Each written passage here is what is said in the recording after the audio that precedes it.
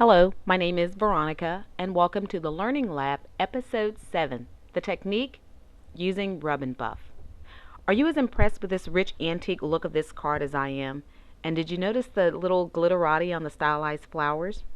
It's simple and fun to do. So come on into this segment of the lab where I will share with you my techniques for achieving this spectacular look using Rub and Buff. I will demonstrate how to use this wax metallic paste, Rub and Buff, from the American Art and Clay Company. The pastes are available in a range of colors, but here I'm only going to focus on the autumn gold and the antique white. There are a number of ways to apply this finish to your project, and you can use your fingers, of course, but if you're concerned about staining, a pair of rubber gloves would work nicely. You can also use a small dauber that fits on the tip of your finger, or you can use the tool available from the Ranger line. And this Ink Essential would work well with one of the felt tips on it that's generally used for the alcohol inks. I'm going to start with a piece of paper that I've embossed using the Cuttlebug Stylized Flowers folder. It's important to note that you have to pierce the aluminum piece covering the tube before you can start using it.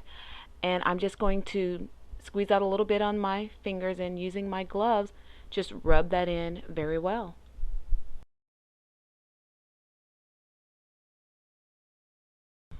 You can see the piece beginning to take shape, and I'll hold it up so you can see the areas that I've covered compared to what's left, and just the unique change within the two shade values of each piece. That autumn gold is awesome.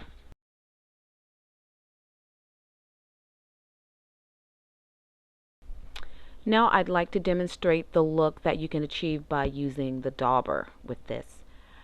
And although I was originally going to go for the autumn gold, I changed my mind and went with the antique white just to see what it's going to look like.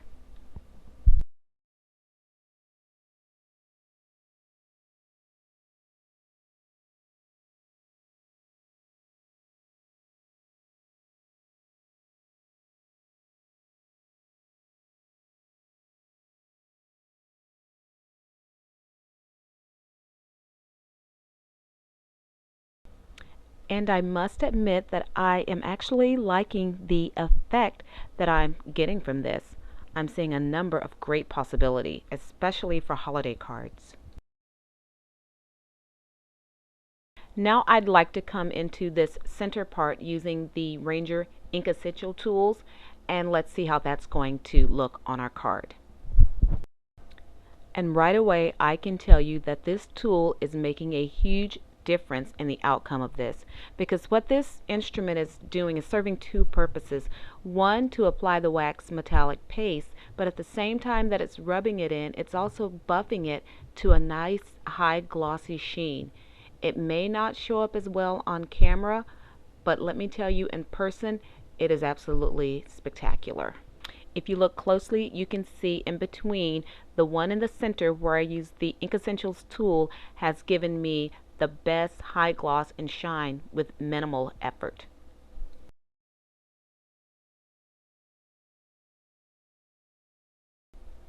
And here is the finished embossed piece, ready to take it to the next level, which is a quick run through my nestability dies.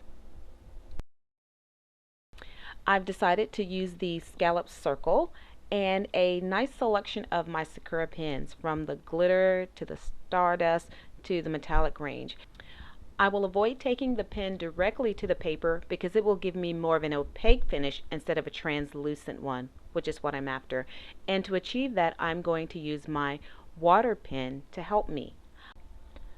I'll also need a palette for my inks, and in this case I'm simply using one of the acrylic blocks that I picked up from the dollar bin in the craft store. It's the same one you use for stamping, and that's what I'm going to use to put my inks on. You can also use your craft mat, but I find I like using this for smaller jobs. From this point on, you'll simply select your pen of choice and scribble out a bit of the ink onto the block, And just a little, because a little goes a long way. You can always add more to it later.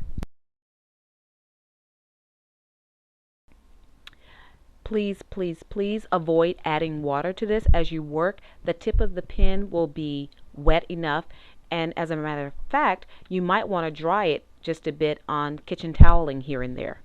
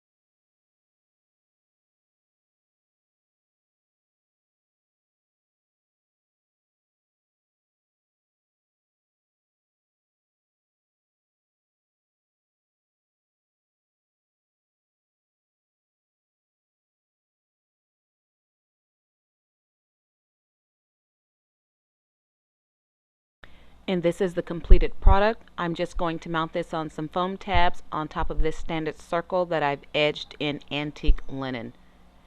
Simply stunning. Thank you for joining me for this episode of the Learning Lab. Please visit my blog at inkallusions.blogspot.com. Until then.